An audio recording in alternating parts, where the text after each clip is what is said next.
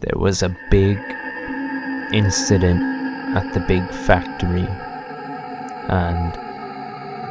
but let me start from the beginning. I was just a lowly factory worker, twiddling my thumbs. I didn't so much know my place yet in the factory hierarchy. So one day, Thursday, I remember vividly, it was Thursday, I walked myself into the general factory manager's office, and I say, "Tim, man, Bob, buddy, I don't know my place in the factory hierarchy. Do I sit at this table? Do I sit at that table?"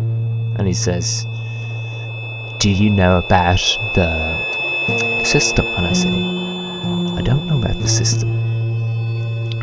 So he ushers me closer, and I take one step forward. I turn around, look at the door, and then I see a note on the door, and it says, "Don't forget to pick up your laundry from the dry cleaners." And I realize that this is actually a note for the manager himself, and not for me to look at, and there's no reason for me to pay any mind to it. So I turn back around and I take 3 more steps forward, and also 2 to the left, so that I'm standing adjacent to Tom, Bob, and the manager himself.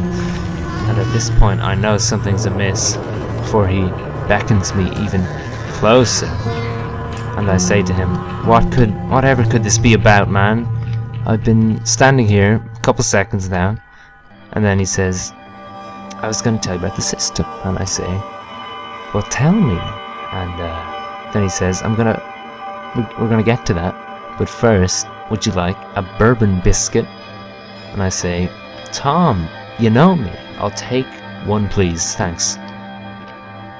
And at this point, he says, and then he gives me a biscuit.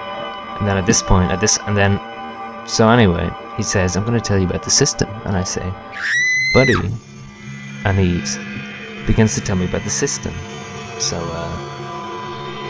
from what I could tell, there was some kind of system in place, and I didn't even know my place in the hierarchy of the factory. I was working at the factory, and he says, "There's a system in place." And I say, "Buddy," I say, and then, so he opens his mouth, he moistens his lips with one of his tongue, and I say, "Listen, buddy,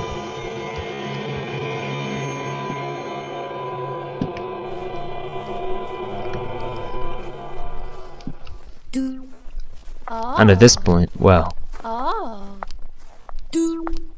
Oh, yes.